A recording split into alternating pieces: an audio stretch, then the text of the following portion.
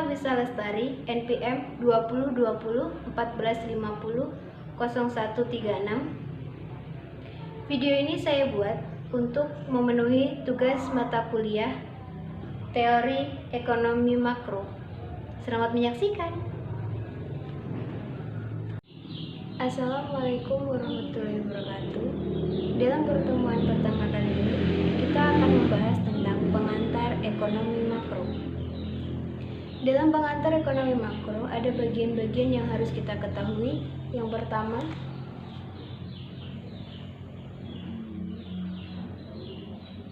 pengertian.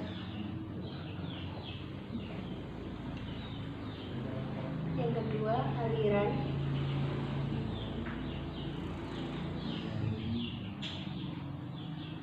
Yang ketiga, perkembangan.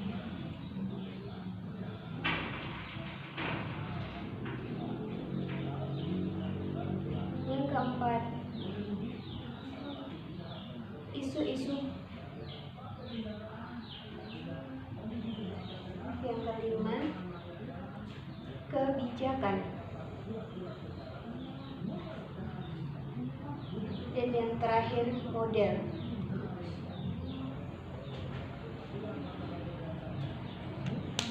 Dari bagian-bagian tersebut, kita akan membahasnya satu persatu. Yang pertama, pengertian. Ekonomi makro adalah cabang ekonomi yang membahas secara keseluruhan termasuk kinerja, perilaku, hingga proses pengambilan keputusan. Ilmu ekonomi sendiri yaitu ilmu yang membahas tentang perilaku masyarakat dalam mengatasi kelangkaan melalui produksi dan distribusi secara efisien. Ilmu ekonomi adalah ilmu sosial yang mempelajari aktivitas ekonomi, yaitu produksi, konsumsi, dan distribusi. Ilmu yang mempelajari tentang bagaimana masyarakat membuat pilihan dan mengelola sumber daya yang terbatas untuk meningkatkan kesejahteraan. Adapun ruang lingkup ilmu ekonomi ada dua. Yang pertama, ilmu ekonomi mikro dan ilmu ekonomi makro. Ilmu ekonomi mikro sudah kita pelajari pada semester sebelumnya, tapi akan kita sedikit ulang.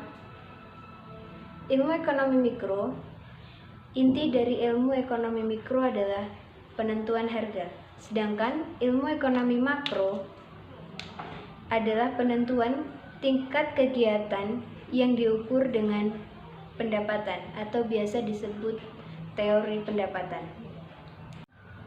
Perbedaan ilmu ekonomi mikro dengan ilmu ekonomi makro.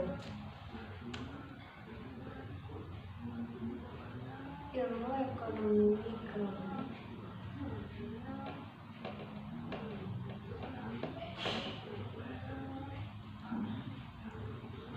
Ilmu ekonomi mikro membahas atau mempelajari tingkah laku ekonomi secara individu. Sedangkan teori ekonomi makro membahas unit ekonomi secara agregat atau keseluruhan.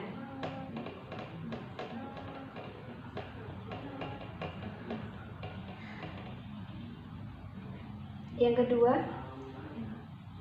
objeknya. Teori ekonomi mikro memiliki objek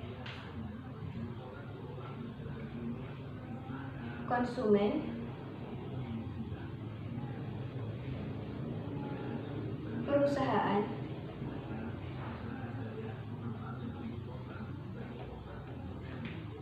pekerja,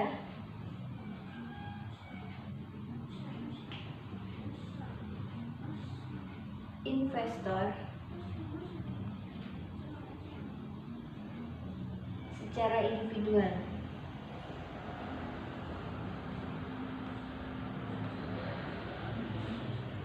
Sedangkan objek ekonomi makro adalah unit ekonomi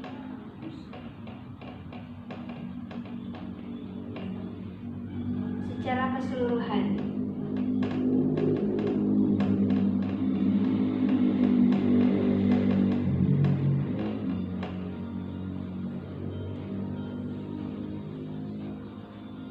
artinya semua pemerintah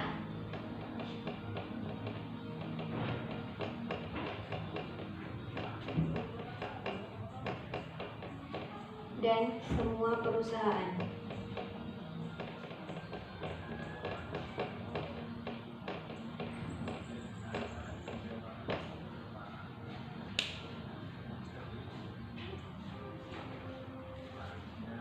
Yang ketiga adalah topik.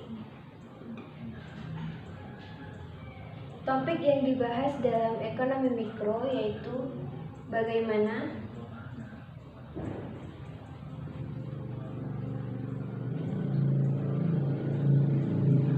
unit dalam ekonomi mikro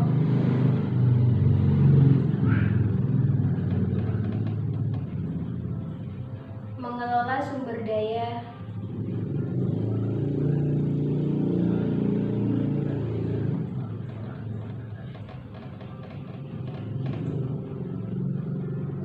yang terbatas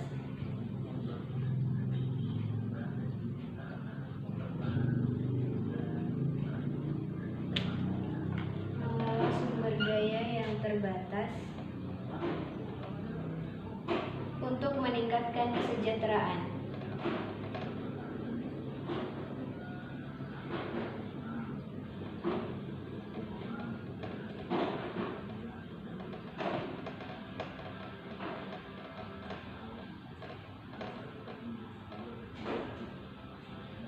Sedangkan topik yang dibahas dalam ekonomi makro adalah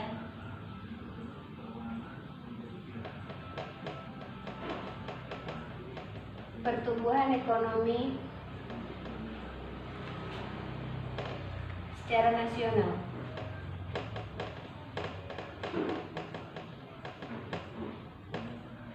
Pertumbuhan ekonomi nasional, neraca pembayaran luar negeri,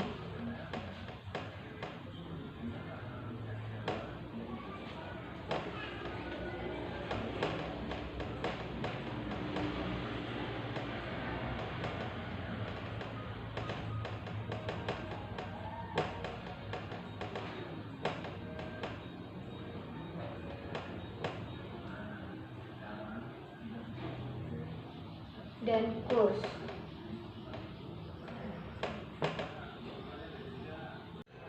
Tujuan ekonomi makro. Yang pertama, peningkatan kesempatan kerja.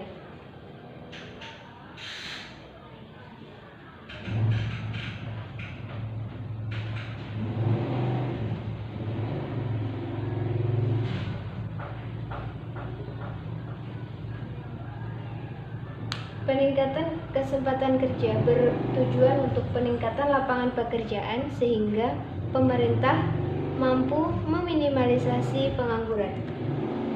Yang kedua, peningkatan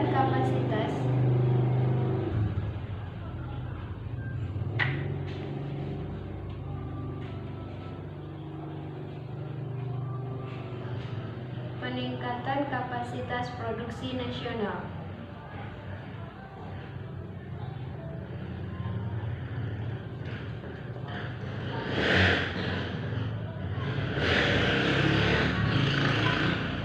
Peningkatan produksi nasional diharapkan dapat meningkatkan pertumbuhan ekonomi dan pembangunan ekonomi suatu negara. Yang ketiga, tingkat pendapatan nasional.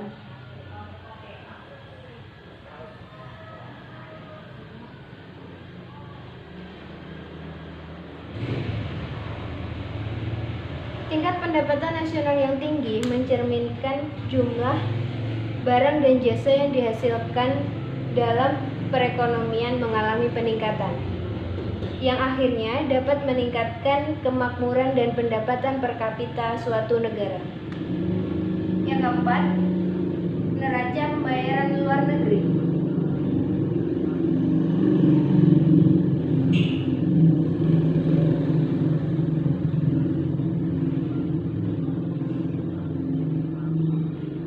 Neraca pembayaran luar luar negeri diusahakan tidak defisit dan berusaha meningkatkan ekspor sehingga dapat meningkatkan devisa negara. Yang kelima, menjaga kestabilan perekonomian.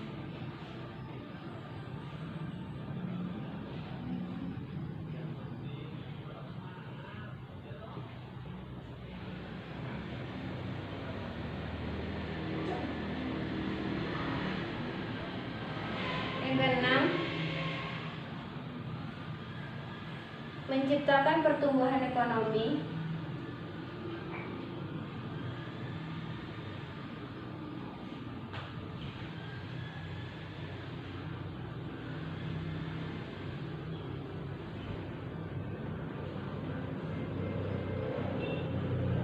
Yang ketujuh, distribusi pendapatan.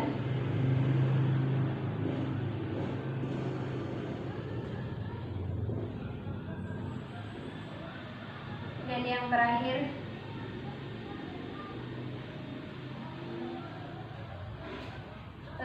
meminimalisasi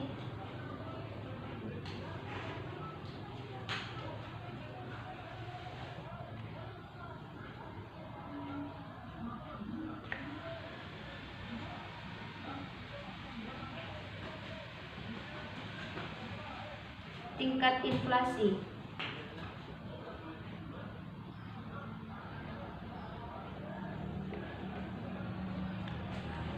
Kita masuk materi yang kedua, yaitu aliran-aliran pemikiran ekonomi makro. Aliran yang pertama yaitu aliran klasik.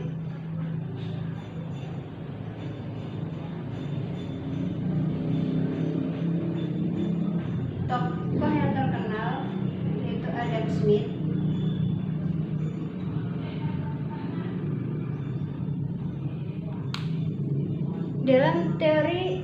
Dalam aliran klasik, perekonomian sepenuhnya diserahkan ke pasar. Pemerintah hanya sebatas pada penegakan hukum, menjaga keamanan, serta membangun infrastruktur. Aliran yang kedua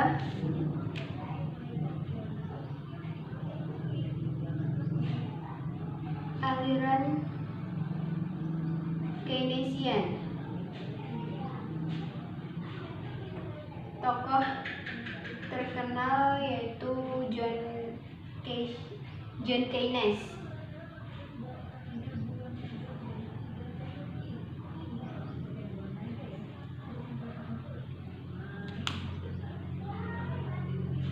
Menurut John Keynes, peran campur tangan pemerintah pada pengendalian perekonomian sangat penting, yaitu untuk mengendalikan perekonomian, pemerintah perlu mengeluarkan kebijakan moneter dan terutama kebijakan fiskal atau pajak. Yang ketiga, aliran monetaris.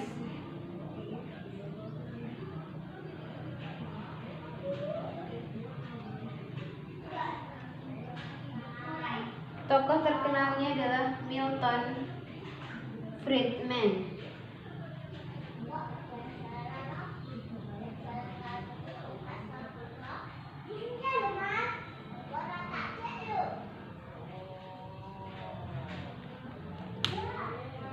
Dalam aliran monetaris, perekonomian diserahkan kepada mekanisme pasar dan harga. Kebijakan moneter ini dianggap lebih menjamin stabilitas dan pertumbuhan ekonomi karena pemerintah dapat mengukur jumlah uang yang beredar disesuaikan dengan pertumbuhan ekonomi. Pengendalian jumlah uang yang beredar sangat penting karena jumlah uang yang beredar dapat mempengaruhi harga. Yang keempat,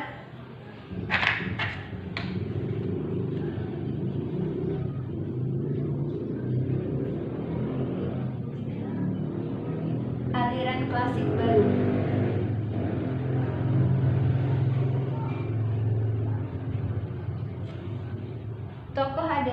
Tokoh utamanya adalah Robert Baruch.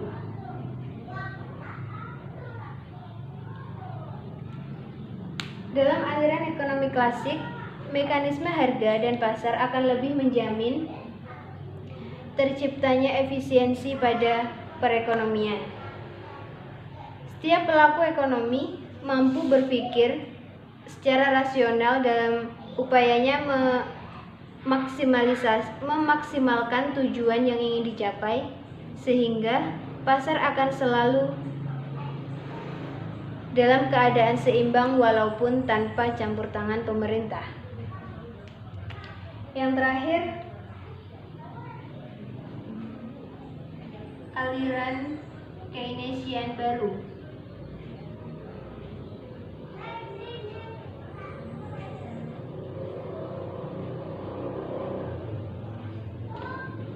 Tokoh utamanya yaitu Stanley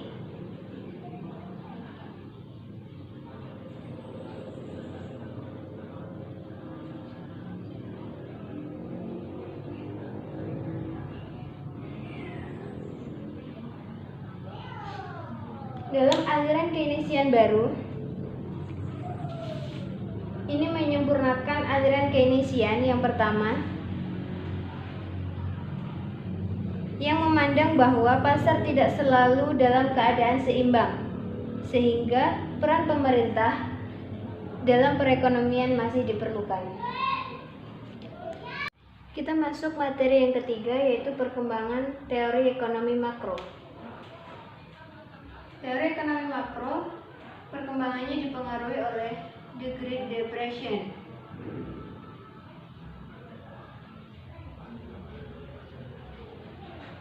Yang terjadi pada tahun 1930. Yang dipicu oleh kemerosotan perekonomian Amerika Serikat yang meluas ke semua negara termasuk negara miskin. Kemerosotan ini memicu kesadaran para ahli bahwa mekanisme klasik atau mekanisme pasar tidak kokoh atau tidak mampu menjawab mengapa depresi besar-besaran terjadi pada saat itu. Muncul John Keynes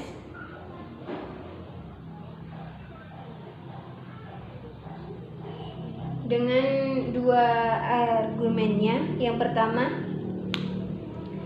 beliau mengkritik tentang kelemahan teori klasik yang idealis atau utopian, tentang asumsi pasar dan terlalu ditekankan pada masalah ekonomi pada sisi penawaran. John Keynes juga memberikan usulan berupa pemulihan perekonomian dengan memasukkan peranan pemerintah dalam perekonomian dalam rangka meminimalisir atau menstimulir sisi permintaan. Hasil dua pokok pikiran Keynes tersebut membawa perubahan radikal dalam ilmu ekonomi. Yang pertama, dimensi global atau agregat.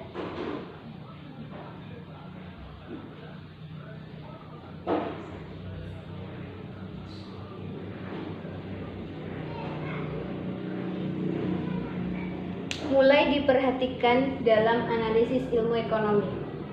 Dan yang kedua, peranan pemerintah.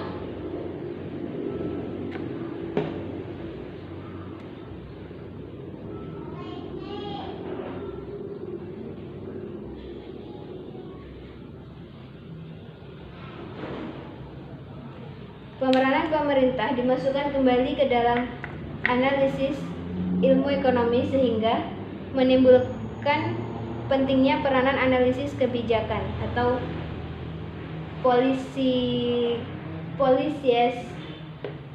analisis. Jadi, pasar itu harus ada yang mengatur, mengawasi, dan mementori. Nah, siapa yang bertugas di dalamnya tersebut? Itu merupakan tugas pemerintah. Setelah analisis kebijakan, maka muncullah studi-studi empiris dalam analisis ilmu ekonomi. tidak lagi mengandalkan dengan metode deduktif biasanya dipakai dalam ekonomi mikro, namun menggunakan metode induktif. Artinya, kita bisa melihat sesuatu yang lebih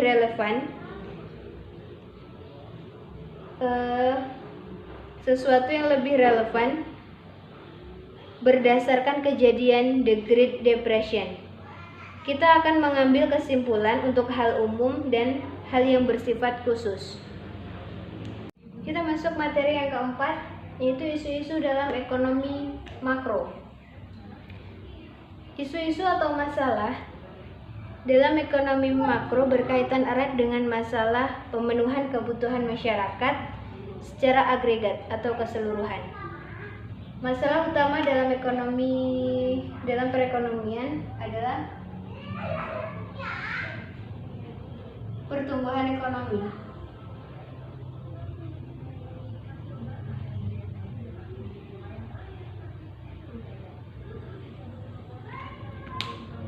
Kegiatan perekonomian yang menyebabkan barang dan jasa yang diproduksi dalam masyarakat bertambah merupakan masalah ekonomi makro jangka panjang. Masalah yang kedua yaitu ketidakstabilan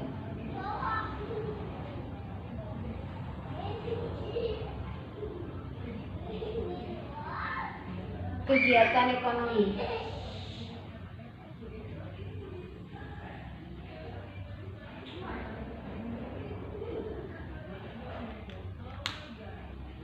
Perekonomian tidak selalu berjalan lancar. Ada masa naik dan masa turun. Pada masa naik, kegiatan perekonomian berkembang pesat sehingga menyebabkan harga-harga juga ikut naik. Pada saat keadaan turun, perekonomian mengalami perlambatan, ada kalanya merosot dan berada di titik lebih rendah dari sebelumnya. Pergerakan naik turun kegiatan ekonomi dalam jangka panjang disebut konjungtur atau siklus.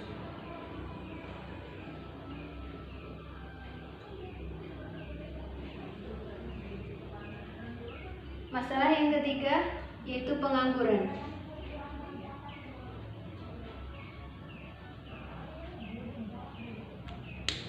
Pengangguran adalah suatu keadaan di mana seseorang tergolong angkatan kerja, ingin bekerja tetapi belum mendapatkan pekerjaan. Beberapa faktor yang mempengaruhi pengangguran diantaranya seseorang ingin bekerja di pekerjaan yang lebih baik. Yang kedua,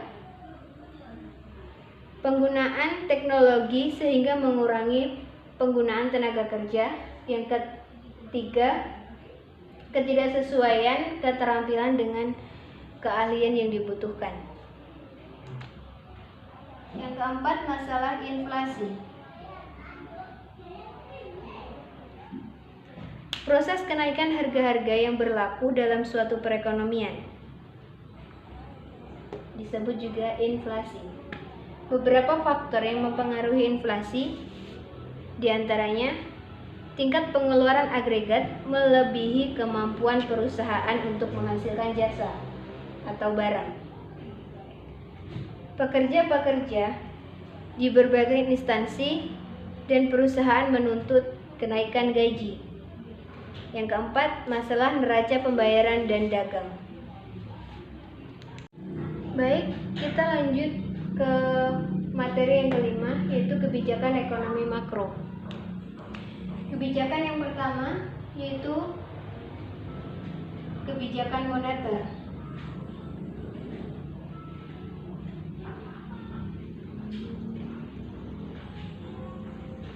Kebijakan moneter di sini adalah sebagai pembeda antara ekonomi makro dengan ekonomi mikro. Kebijakan moneter dilakukan oleh Bank Indonesia sebagai bank sentral negara. Kebijakan moneter mencakup langkah-langkah pemerintah untuk mempengaruhi pengeluaran agregat. Yang kedua, mempengaruhi penawaran atau peredaran uang di masyarakat hingga mengubah tingkat bunga pada periode tertentu. Jadi, inti dari kebijakan moneter tersebut adalah untuk mengukur banyaknya dana yang dikeluarkan oleh bank sentral, sebab perputaran uang dalam bank sentral berpengaruh pada tinggi rendahnya inflasi. Oleh sebab itu, peran kebijakan moneter dalam ekonomi makro adalah untuk menjaga laju pertumbuhan ekonomi. Kebijakan yang kedua, kebijakan fiskal.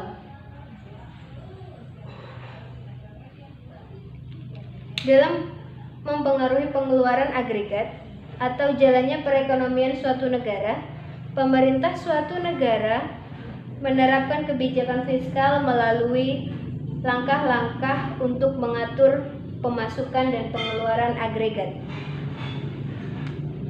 Yang ketiga, kebijakan segi penawaran.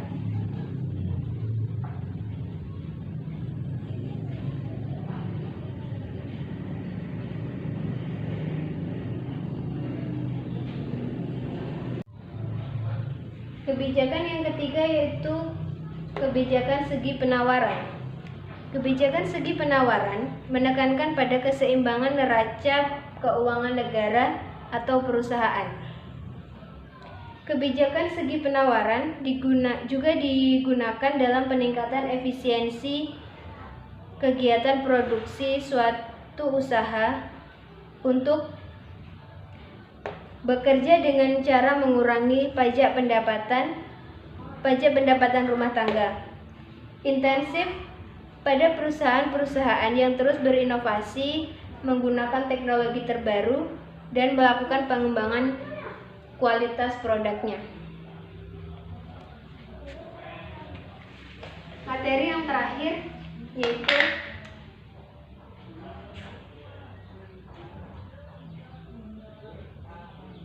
model-model ekonomi makro.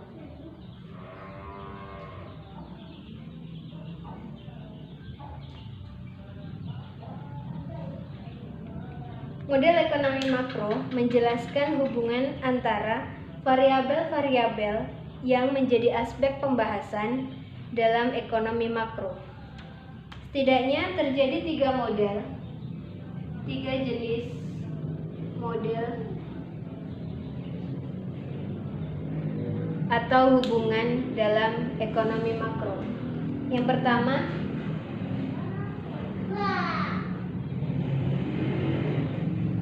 model identitas.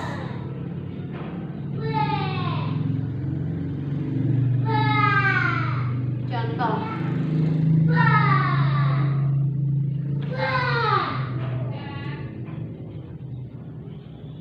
Y sama dengan C tambah I tambah G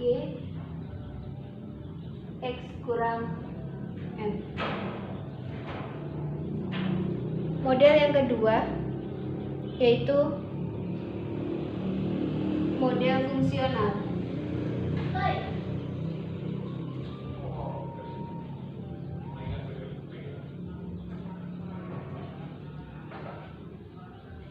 C sama dengan A tambah B kali Y. Model yang ketiga yaitu model equilibrium.